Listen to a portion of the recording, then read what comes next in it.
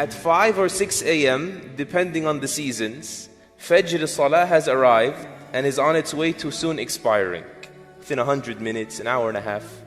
In that hour, a small blessed group of Muslims pull themselves out of bed, they wash up, head out to the masjid perhaps, remembering Allah Azza wa Jal, making tasbih, perhaps using the siwak from the prophetic example, until they arrive at these homes that Allah erected, the houses of Allah, fi buyutin adhina Allahu an turfa'a wa yudhkara fiha ismuh. Houses He permitted that they be erected for the mention of His name, and they say and they mean, Allah is bigger than everything in my life. Allahu Akbar. Whereas the massive majority of the ummah in that hour is asleep in their beds. And if there is in a home a mother or a father or both that pray, most likely the older children at the same time are still sleeping in their beds.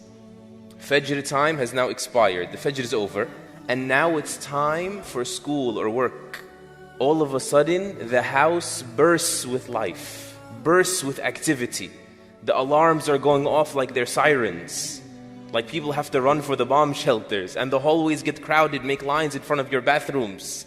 And even if you go to Muslim countries, even the streets will tell this story. A moment ago, an hour ago, they were silent graveyards. All of a sudden, they're buzzing. Traffic in the streets and people cutting each other off and honking horns, and there's coffee lines. These 2 hours tell a great deal of the story about the condition of the Muslims with regards to their deen. You know, there are many parents out there, many mothers and many fathers that wish that their children pray Fajr on time.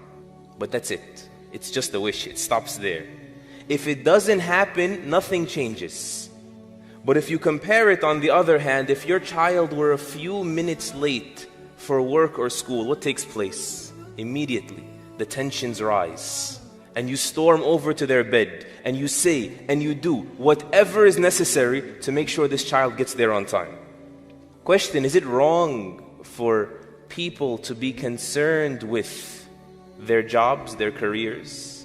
Is it wrong to be protective of your child's degree and his future? Absolutely not. In fact, it's undeniably Islamic that you consider it wrong to be a burden on society by choice, right? It is absolutely wrong for you to be a burden on the people. That is clear. But how can it ever be acceptable that our work, our career, our schooling that leads up to it, our educations, is greater in our lives than Salatul Fajr? I'm not talking about Salatul Jama'ah, praying in congregation. I'm talking about what has never been debated in the ummah of Muhammad sallallahu alayhi wasallam as an obligation for the past 1500 years. I'm talking about the super foundation of Islam. I'm talking about what every single scholar in this ummah, bar none. There is no scholar you will ever find among humanity or even in the jinn that has said it is permissible for you to leave Salatul Fajr until its time expires if it's in your hands. If you can do anything about it. So long as you're conscious and you're not a woman who's on menses or postpartum, there's a time for salah, it cannot be deferred beyond it.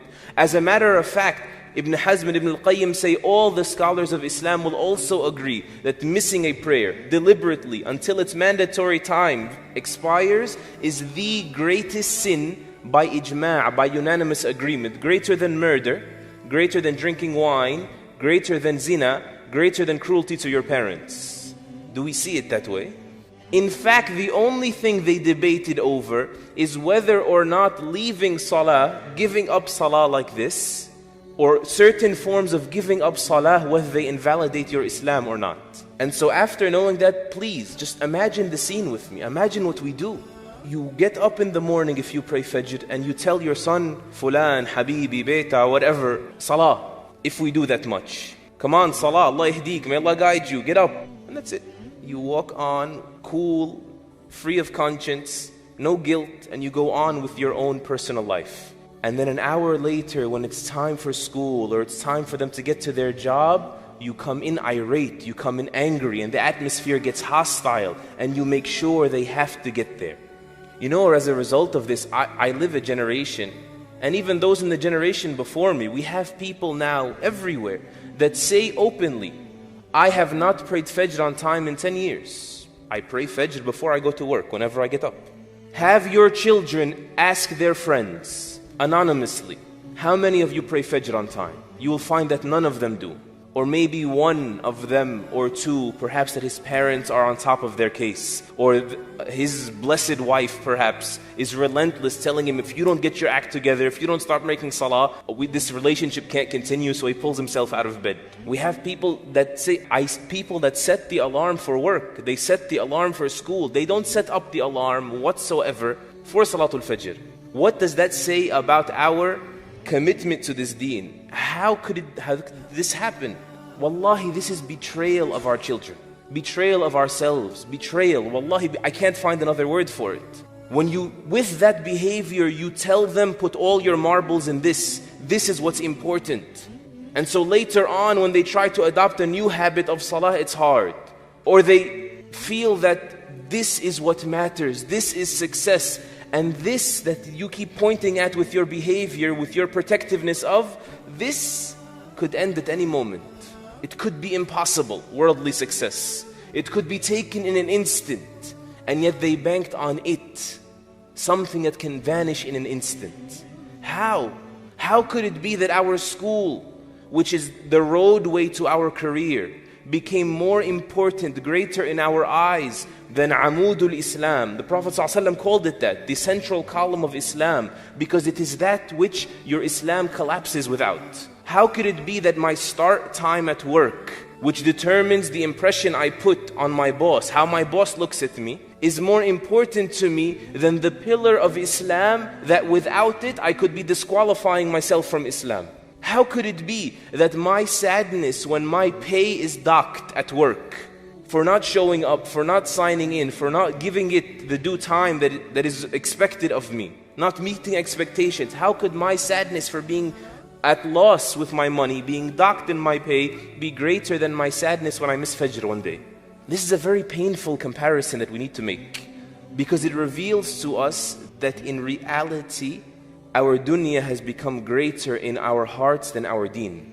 Whereas Salatul Fajr, that hour of Fajr, this is the most honest hour, because it will honestly answer that question. Is dunya, worldly gain, more of a priority for me than deen?